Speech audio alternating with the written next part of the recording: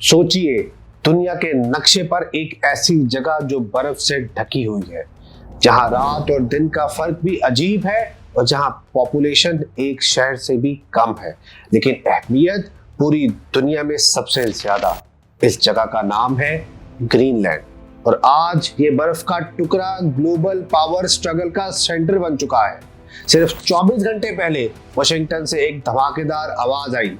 Donald Trump ने ऐलान किया, अगर ग्रीनलैंड की फाइनल और कंप्लीट खरीद पर डील ना हुई तो यूरोप को कीमत अदा करना होगी। ट्रंप ने सीधा कहा, Denmark, Germany, UK, Sweden, Norway, Finland और नीदरलैंड्स की एक्सपोर्ट्स पर फरवरी से 10% टैरिफ और अगर फिर भी बात ना बनी तो जून से 25% टैरिफ। ये कोई रूटीन ट्रेड डिस्प्यूट नहीं था, ये एक प्रेशर टैक्टिक था, ये एक इकोनॉमिक अल्टीमेटम था। यूरोप हिलकर रह गया। 8 यूरोपियन मुल्कों ने मिलकर बयान जारी किया कि हम डेनमार्क और ग्रीनलैंड के अवाम के साथ मुकम्मल यकजहती का इजहार करते हैं। और फिर एक जुमला जो वाशिंगटन तक गूंज गया, यूरोप को ब्लैकमेल नहीं किया जा सकता। ये सिर्फ लफ्ज नहीं थे, ये एक पॉलिटिकल रेड लाइन थी। इस पूरे मामले के पीछे असल सवाल ये है, अमेरिका को ग्रीनलैंड चाहिए क्यों? जवाब सिर्फ बर्फ नहीं, ग्रीनलैंड का मुकाम नॉर्दर्न अमेरिका और आर्कटिक के दरमियान है। अगर कभी मिसाइल्स अटैक होता है तो अर्ली वार्निंग सिस्टम के लिए ग्रीनलैंड से बेहतर जगह दुनिया में कोई नहीं।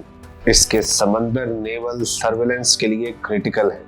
इसकी जमीन के नीचे रेयर अर्थ मिनरल्स छुपे हुए हैं जो फ्यूचर की बैटरीज, मिसाइल्स, सैटेलाइट्स और एआई टेक्नोलॉजी के लिए लाजमी है। और फिर एक और एंगल, रशिया और चाइना का। Arctic Aahista Aahista next power battlefield बन रहा है। ट्रंप का मानना है, अगर अमेरिका ने ग्रीनलैंड कंट्रोल ना किया तो कोई और कर लेगा। ट्रंप पहले ही कह चुका है, अमेरिका ग्रीनलैंड हासिल करेगा या तो आसानी से या मुश्किल तरीके से। यानी डिप्लोमेसी भी ऑप्शन है और प्रेशर भी। इस बार प्रेशर का जरिया बना टैरिफ्स। यूरोप ने फौरन जवाब दिया। ये तमाम मुल्क नेटो के मेंबर हैं। इन्होंने कहा, आर्कटिक की हिफाजत किसी एक मुल्क की जिम्मेदारी नहीं, ये कलेक्टिव सिक्योरिटी का मसला है।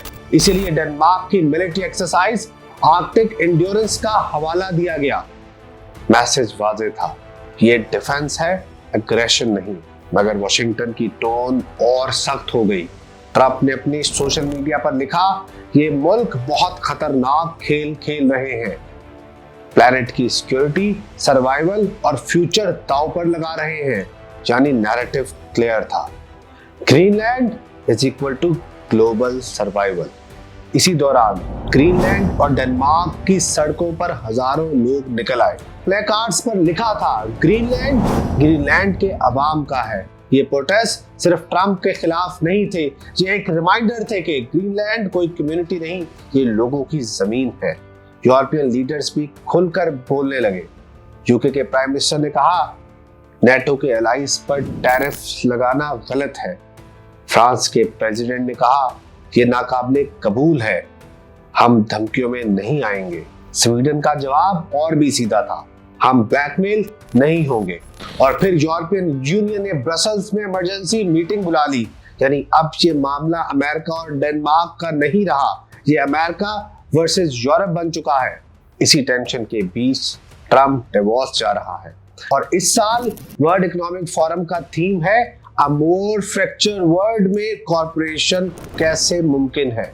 और आयरनी देखिए, जब दुनिया कॉर्पोरेशन पे बात कर रही होगी तब ट्रंप स्टेज पर खड़ा होगा और उसके सामने होगा फ्रांस, जर्मनी, ईयू और नेटो के लीडर्स जो ग्रीनलैंड के मामले पर उसके साथ टकराव में है। यह सिर्फ ग्रीनलैंड की कहानी नहीं, ये कहानी है पावर वर्सेस प्रिंसिपल्स की, इकोनॉमी वर्सेस सोवरेनिटी की और अलायंस पॉलिटिक्स की। सवाल ये है, क्या ट्रेड प्रेशर से टेरिटरी हासिल की जा सकती है? क्या नेटो अलाइज एक दूसरे को टैरिफ से झुका सकते हैं? और क्या आर्कटिक नेक्स्ट कोल्ड वॉर का स्टार्टिंग पॉइंट बनने जा रहा है? ग्रीनलैंड अब सिर्फ बर्फ का टुकड़ा नहीं रहा, ये एक सिंबल बन चुका है।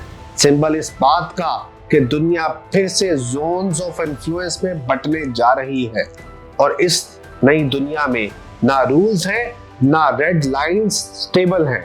सिर्फ एक चीज क्लियर है, बर्फ पिघल रही है और साथ ही ग्लोबल ऑर्डर भी, और शायद ये सब ग्रीनलैंड से शुरू हो रहा है।